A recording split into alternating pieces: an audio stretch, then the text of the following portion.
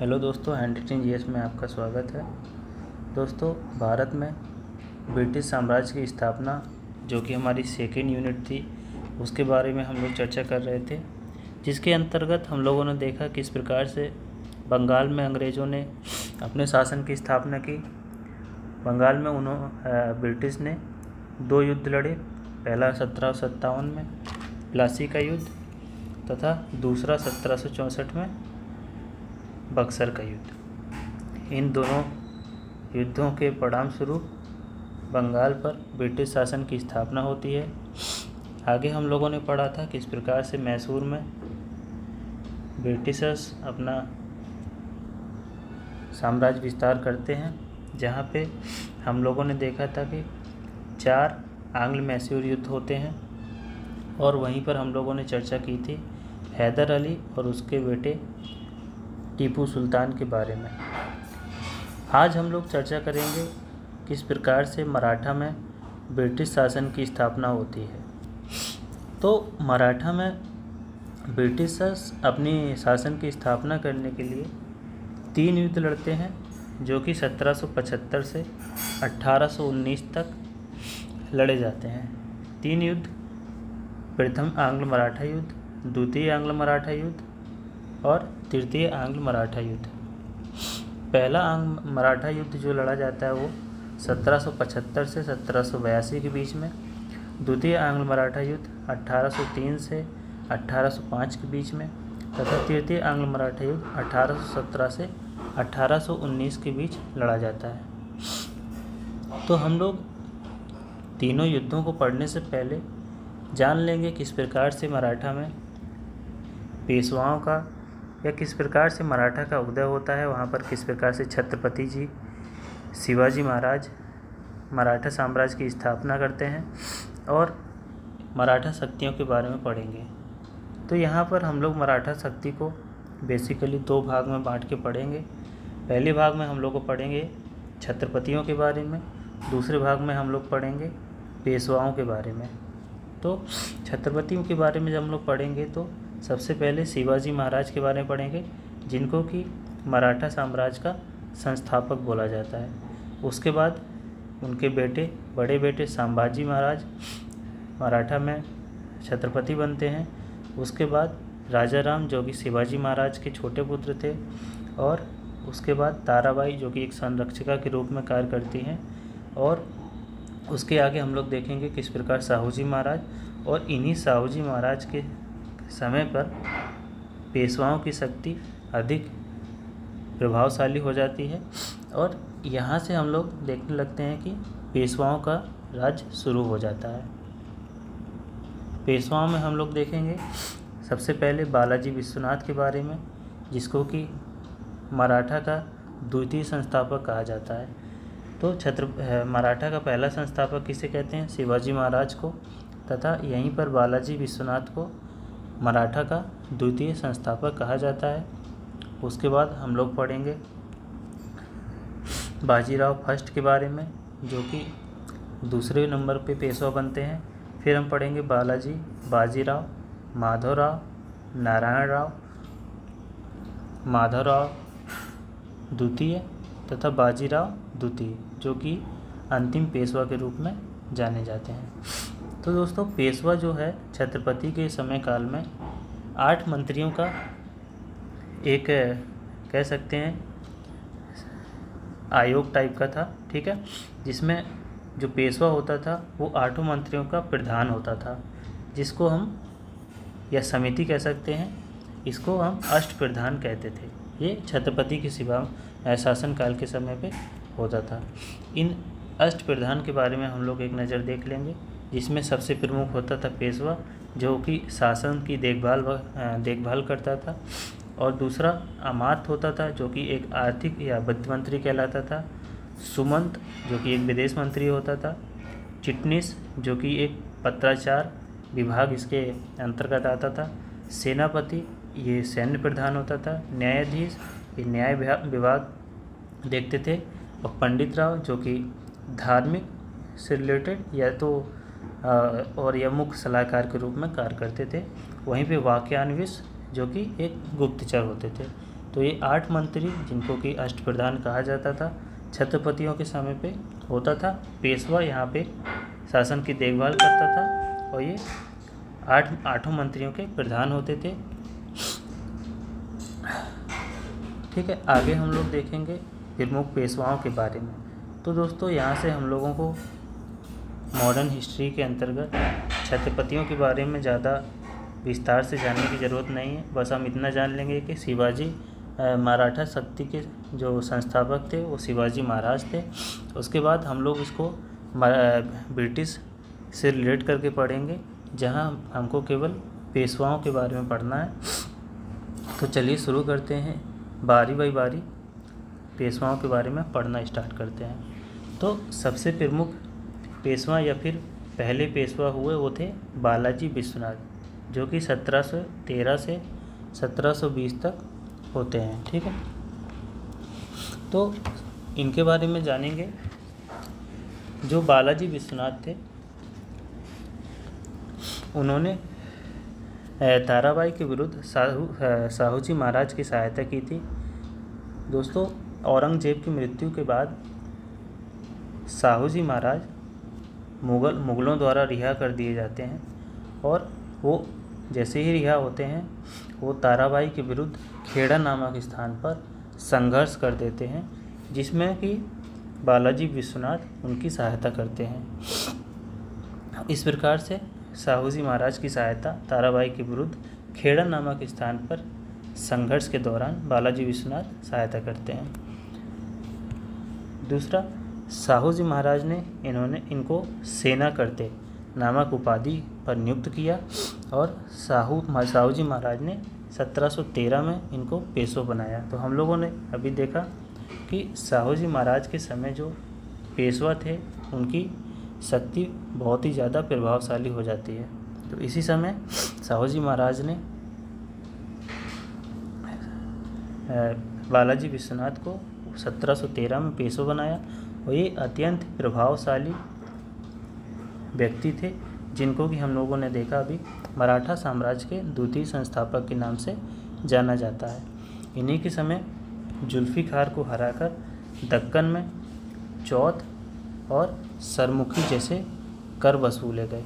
दोस्तों, यहाँ पर हम लोग देख लेंगे कि चौथ और सरमुखी क्या होते हैं। चौथ कर वो कर होता है जो कि मराठा अपने अधिकार क्षेत्र से बाहर आक्रमण ना करने के एवज में वसूलते थे और ये पूरे राजस्व का 1/4 भाग होता था।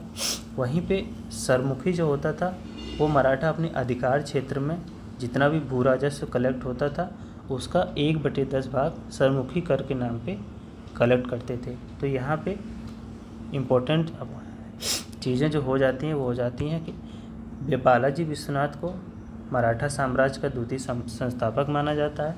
इसी समय जुल्फ़िकार खान को हराकर दक्कन में चौथ, जो कि अधिकार क्षेत्र से बाहर आक्रमण न करने के एवज में भू राजस्व का 1/4 कर होता था और सरमुखी 1/10 भाग जो कि अधिकार क्षेत्र में मराठा वसूलते थे। वहीं पर 1719 में इन्हीं के शासनकाल में संयत बंधुओं से ये संधि कर लेते हैं और इसी संधि के द्वारा फर्रुखसियार को, जो कि उस समय का मुग़ल सम्राट था, हटा दिया जाता है और उसके स्थान पर रफ़ी-उद-दरजात को मुग़ल का शासक बना दिया जाता है। दोस्तों, फर्रुखसियार को हम लोग जानते हैं घृणित कायर के नाम से भी जानते हैं। हम लोग ने इसको पिछले क्लासों में पढ़ा था और इसी ने ही अंग्रेज़ों को शाही फरमान जारी किया था। तो बालाजी के बारे में इतनी बातें हम लोगों को याद रखना है। 1720 में इनकी मृत्यु हो जाती है और इनकी मृत्यु के बाद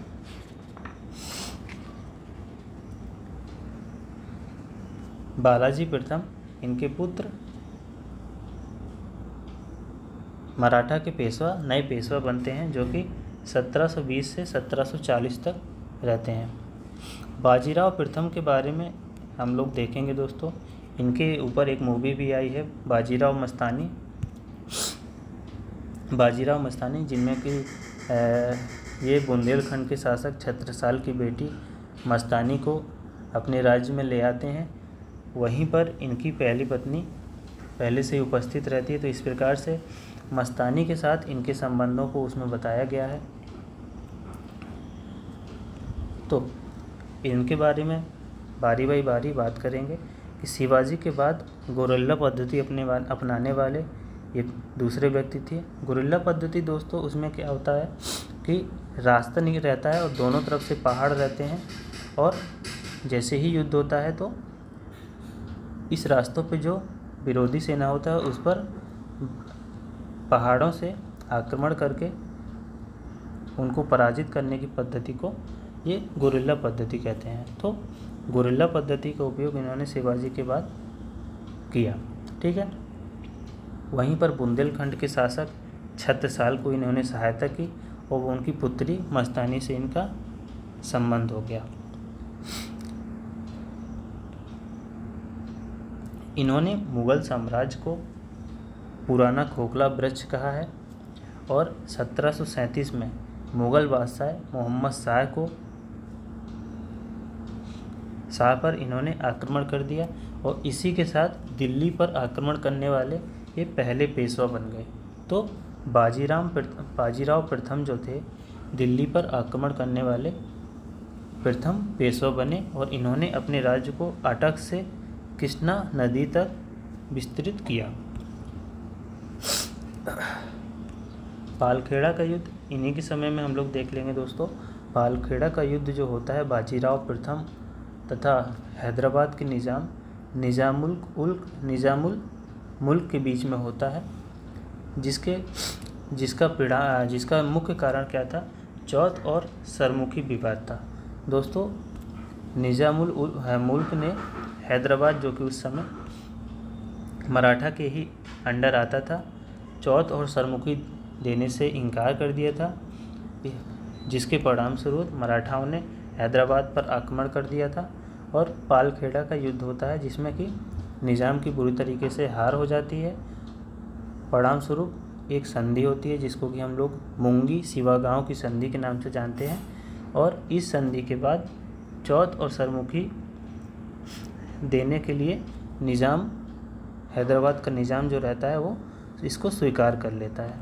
इसी के बाजीराव प्रथम के समय काल में ही इन्होंने मराठा परिसंघ की स्थापना की, जिसमें कि मराठा साम्राज्य को इन्होंने कई भागों में बांट दिया। जहाँ पे हम लोग देखेंगे बड़ौदा में गायकवाड़ परिवार ने मुख्यता हासिल की, और वहीं पर इंदौर में होलकर परिवार ने, ग्वालियर में हम लोग देखेंगे दोस्तों सिंधिया परिवार ने, तथा नागपुर में भोसले परिवार ने इसमें मुख्यता हासिल की थी। और पुणे में दोस्तों पेशवा का राज था। तो एक बार हम लोग रिवाइज कर लेते हैं बाजीराव प्रथम के बारे में। 1720 से 1740 तक ये मराठा के पेशवा रहे। वहीं पर बुंदेलखंड के शासक छत्रसाल की इन्होंने सहायता की थी।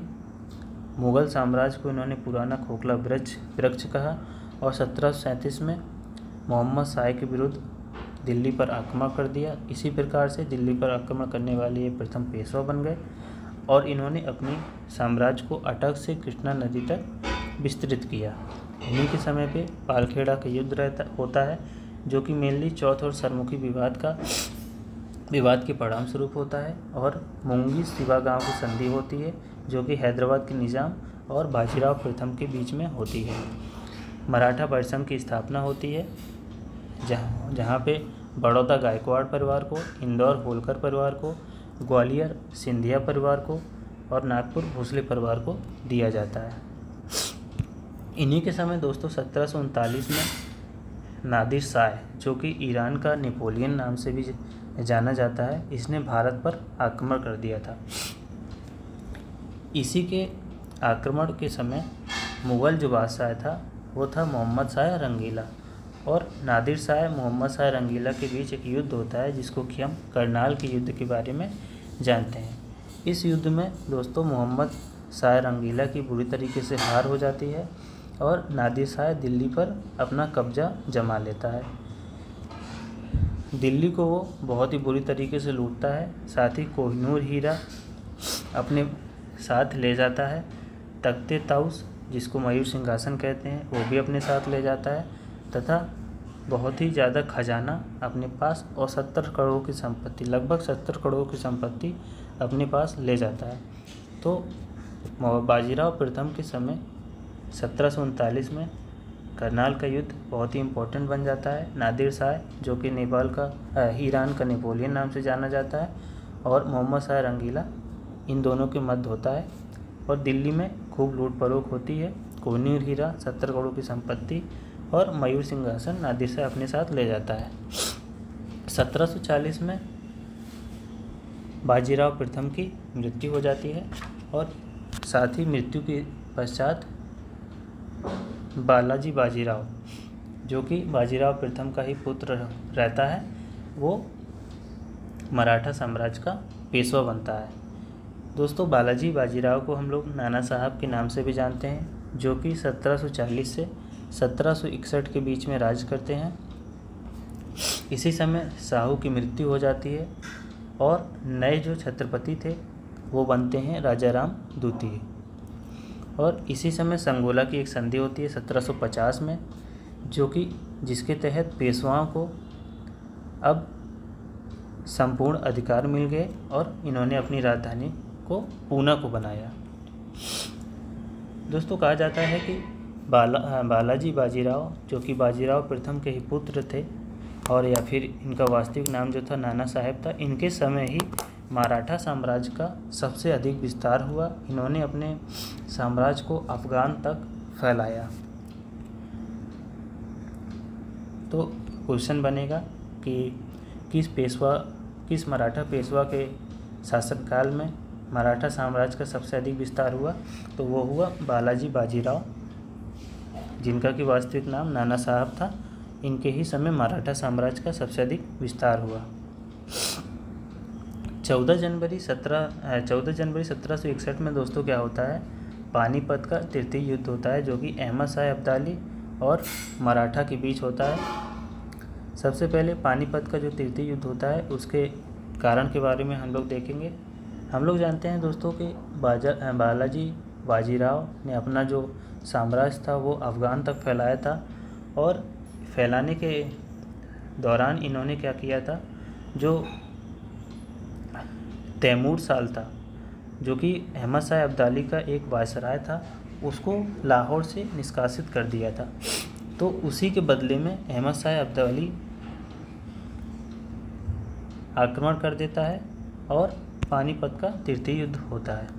ठीक है, जिसमें कि एक ओर था अहमद शाह अब्दाली, दूसरी ओर था मराठा की तरफ से सेनापति विश्वास राव, और तोपखाना का जो नेतृत्व थे वो इब्राहिम गारदी कर रहे थे।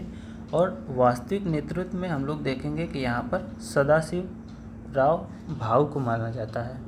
तो पानीपत का तृतीय युद्ध में जो वास्तविक रूप से नेतृत्व कर रहे थे वो थे सदाशिव राव भाऊ जी, और तोपखाना का जो मालिक था वो इब्राहिम गारदी थे, और सेनापति विश्वास राव थे। तो ये तीन नाम हम लोग को याद रखना है। परिणाम, पानीपत के युद्ध का परिणाम क्या हुआ? इसमें मराठाओं की बहुत ही बुरी तरीके से पराजय होती है, और ये मराठाओं के लिए एक प्रेरणा के रूप में होता है। पंडित काशीराज ने इसे मराठाओं हेतु बहुत ही प्रेरणाकारी बताया है। तो ये यहाँ पे हम लोग पंडित काशीराम का नाम याद रखेंगे। पूछ लेगा कि किसने पानीपत के तृतीय युद्ध को मराठाओं के लिए प्रेरणाकारी बताया है, तो वो पंडित काशीराज ने। पराजय का दोस्तों यहाँ पर हम लोग कारण देखेंगे कि मराठाओं का जो पराजय हुई है वो मेनली जो क्षेत्रीय शक्ति का कोई सहयोग नहीं मिला, क्योंकि ये आसपास के क्षेत्रों में जो चौथकर होता है, हम लोगों ने देखा था कि मराठा जो अपने आसपास के क्षेत्र होते हैं जिन पर कि मराठाओं का अधिकार नहीं था, बल्कि आक्रमण ना करने के एवज में ये एक कर वसूलते थे, जो कि लगभग 1/4 था। इसके कारण क्षेत्रीय शक्तियों का कोई सहयोग नहीं मिला, आपसी में मतभेद हो गया, और चौथ और सरदेशमुखी जो कर थे इनकी वजह से इनका पतन हो गया। तो इस युद्ध के बाद से यह साफ पता चल गया था कि जो भारत का शासक होगा वो मराठा तो नहीं होगा, क्योंकि इसमें मराठाओं की बहुत ही बुरी तरीके से हानि हो गई थी। पानीपत का दोस्तों युद्ध इतना प्रलयकारी था कि उसके शोक में 6 माह बाद बालाजी बाजीराव की मृत्यु हो जाती है। बालाजी बाजीराव की मृत्यु के बाद हम लोग देखेंगे कि माधवराव प्रथम, जो कि बालाजी बाजीराव के ही पुत्र थे, 1761 से पेशवा, मराठा के पेशवा बनते हैं और 1772 तक ये पेशवा रहते हैं। दोस्तों ये मात्र बहुत ही कम उम्र में मात्र 17 वर्ष की उम्र में पेशवा बनते हैं, लेकिन माधवराव जो थे बहुत ही प्रभावशाली सैनिक तथा राजनेता थे। इन्होंने मराठों ने मतलब माधवराव प्रथम के समय में ही 1771 ईस्वी में बादशाह जो थे, मुग़ल बादशाह शाह आलम को दिल्ली में स्थापित किया। जो बादशाह था अब उनका पेंशन भोगी बन गया। 1772 में जो माधवराव होता है, इसकी टीबी रोग से मृत्यु हो जाती है। तो दोस्तों माधवराव प्रथम जो था, जब 17 वर्ष की उम्र में पेशवा बनते हैं, तो उसी समय इनके चाचा जो थे रघुनाथ राव, वो नहीं चाहते थे कि माधवराव प्रथम पेशवा बने। तो उनके चाचा कुछ ना कुछ माधवराव प्रथम को हानि पहुंचाने की कोशिश करते रहते थे। इन्हीं सबको देखते हुए माधवराव प्रथम क्या करते हैं, अपने चाचा को एक शनिवार वाड़ा के अंदर नज़रबंद कर देते हैं। ठीक है, तो वो रघुनाथ राव माधवराव के चाचा थे, जिनको कि माधवराव प्रथम शनिवार वाड़ा के अंदर नज़रबंद कर देते हैं। टीबी से मृत्यु के बाद जो अगला मराठा शासक बनता है वो बनते हैं नारायण राव, जो कि 1772 से मात्र 1 साल के लिए बनते हैं। जैसे ही नारायण राव मराठा के पेशवा बनते हैं, रघुनाथ राव जो कि शनिवार वाड़ा के अंदर नज़रबंद थे, उनको नारायण राव रिहा कर देते हैं।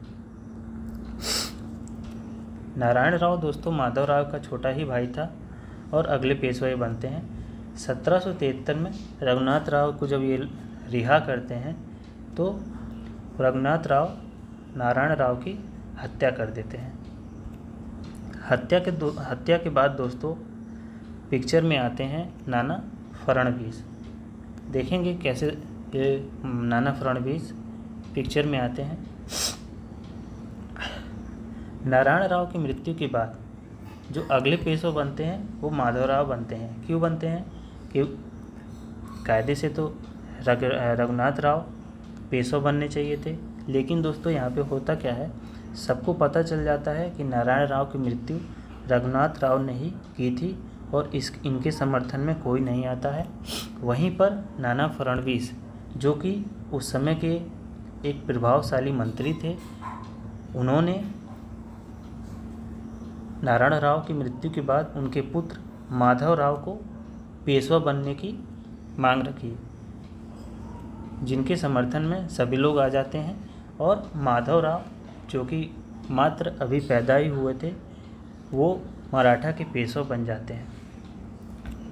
तो जब माधवराव बहुत ही छोटे थे और वो पेशवा बन जाते हैं, तो मराठा साम्राज्य का जो देखरेख था वो नाना फडणवीस क्या करते हैं, एक काउंसिल नियुक्त करते हैं जो कि 12 भाई काउंसिल के नाम से जानी जाती है। तो दोस्तों क्या हुआ, मराठा की देखरेख के लिए नाना फडणवीस क्या करते हैं, मराठा सरदारों ने मराठा राज्य की देखभाल के लिए 12 भाई काउंसिल की नियुक्ति करते हैं। ठीक है, तो प्रमुख मराठा सरदारों की इस चुनौती का सामना करने में अपने को असमर्थ पाकर जो है रघुनाथ राव, वहीं पर रघुनाथ राव क्या करते हैं, जब सभी लोग समर्थन में नहीं आते हैं तो रघुनाथ राव पूना से भागकर भागने पर विवश हो जाते हैं तथा बम्बई जाकर नाना फडणवीस के विरुद्ध अंग्रेज़ों से सहायता की मांग करते हैं। दोस्तों, यहीं से रघुनाथ राव अंग्रेज़ों के साथ सूरत की संधि कर लेते हैं, जिसको कि हम लोग अभी पढ़ेंगे आगे, और यहीं से आंग्ल मराठा युद्धों की शुरुआत होती है। तो जेम्स ग्रांट डफ जो थे, उन्होंने नाना फडणवीस को मराठों का मैकियावेली कहा है। तो इतनी चीज़ें हम लोग आज की क्लास में देखेंगे। अगली क्लास में हम लोग शुरू करेंगे कि किस प्रकार से रघुनाथ राव पूना से भागने पर बम्बई जाकर अंग्रेज़ों के साथ सूरत की संधि करते हैं और वहाँ से आंग्ल मराठा युद्धों की शुरुआत होती है। तो आज के लिए हम लोग इतना ही रखते हैं। अगली क्लास में हम लोग आंग्ल मराठा युद्धों के बारे में देखेंगे। आज हम लोगों ने दोस्तों क्या क्या पढ़ा, एक बार रिवाइज कर लेंगे। मराठा में ब्रिटिश शासन की स्थापना, हम लोग ये चैप्टर है, इसमें 3 युद्ध होते हैं 1775 से 1819 के बीच।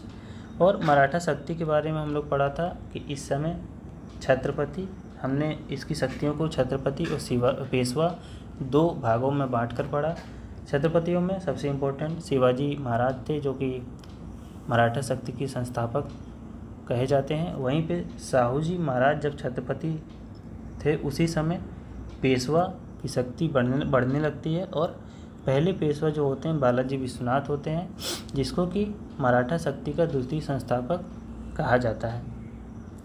इसी के समय अष्टप्रधान, जो कि 8 मंत्रियों का एक समूह था, उसमें पेशवा, अमात, सुमंत, चिटनीस, सेनापति, न्यायाधीश, पंडित राव, वाक्यान्विश, इन सभी के बारे में हम लोग पढ़ा। दोस्तों, ये बहुत ही इंपॉर्टेंट है, क्वेश्चन यहाँ से बन सकता है। आगे हम लोगों ने देखा प्रमुख पेशवाओं के बारे में, जिसमें हम लोगों ने पढ़ा बालाजी विश्वनाथ के बारे में कि किस प्रकार से इन्होंने ताराबाई के विरुद्ध साहू जी महाराज की सहायता की थी और साहू जी महाराज ने इनको सेनाकृति नामक पद पर नियुक्त किया तथा 1713 में पेशवा बनाया। ये बहुत ही प्रभावशाली थे और जुल्फ़िकार को हराकर इन्हीं के समय दक्कन में चौथ और सरमुखी वसूला। चौथ और सरमुखी हम लोग जानते हैं, अधिकार से बाहर आक्रमण न करने के एवज में 1/4 भाग भू राजस्व कर वसूलते थे, जिसको चौथ कर कहते हैं, और सरदेशमुखी या सरमुखी वसूल, जो कि 1/10 भाग भू राजस्व का होता है, अधिकार क्षेत्र के अंदर वसूला जाता है। इसी के समय 1719 में सैयद बंधुओं से संधि कर लेते हैं, जिसको कि रिचर्ड टेम्पल मैग्ना कार्टा, मराठाओं का मैग्ना कार्टा कहते हैं। और इसी संधि के द्वारा फर्रुखसियार को हटाकर रफ़ी उद दरजात को मुग़ल का शासक बनाया जाता है। आगे हम लोग ने बात की थी बाजीराव प्रथम के बारे में। गुरिल्ला पद्धति का इन्होंने उपयोग किया, बुंदेलखंड के शासक छत्रसाल की सहायता की और मराठाओं को इन्होंने पुराना खोखला वृक्ष कहा। दिल्ली पर इन्होंने आक्रमण किया और पहले प्रथम पेशवा बने। अटक से कृष्णा तक इन्होंने अपनी साम्राज्य का विस्तार किया। पालखेड़ा का युद्ध होता है, जो कि चौथ और सरमुखी विवाद के कारण होता है, और मुंगी सिवा गांव की संधि होती है। मराठा परिसंघ की स्थापना होती है। इन्हीं के समय नादिर शाह, जो कि नेपाल का ईरान का नेपोलियन होता है, वो भारत पर आक्रमण कर देता है और इसके परिणाम स्वरूप करनाल का युद्ध होता है, जो कि नादिर शाह और मोहम्मद शाह रंगीला के मध्य होता है। मोहम्मद शाह रंगीला की इसमें पूरी तरीके से हार होती है। मयूर सिंहासन, कोहिनूर हीरा, 70 करोड़ की संपत्ति नादिर शाह अपने साथ ले जाता है। इसके बाद बालाजी बाजीराव, जो कि नाना साहब के नाम से जानते हैं, मराठा के पेशवा बनते हैं। और साहू की मृत्यु के बाद राजा राम द्वितीय नए छत्रपति बनते हैं और संगोला की संधि के बाद पेशवाओं का संपूर्ण अधिकार हो जाता है और पूना को अपनी राजधानी बनाते हैं। सबसे ज़्यादा मराठाओं का विस्तार इन्हीं के समय होता है। पानीपत का युद्ध इन्हीं के समय लड़ा जाता है, जो कि अहमद शाह अब्दाली तथा मराठाओं के बीच होता है। मराठाओं में इसकी बहुत ही बुरी तरीके से पराजय हो जाती है। पंडित काशीराज ने मराठाओं हेतु पेड़कारी कहा है। पराजय के जो कारण थे वो आपसी मतभेद तथा चौथ और सरदेशमुखी कर थे, और इससे साफ पता चल गया था कि भारत के शासक मराठा नहीं होंगे। इसके शोक में 6 माह बाद बाजीराव की मृत्यु हो जाती है और इसके बाद अगले पेशवा जो रहते हैं वो माधवराव प्रथम बनते हैं, जो कि बहुत ही युवा पेशवा बनते हैं, मात्र 17 वर्ष की उम्र में।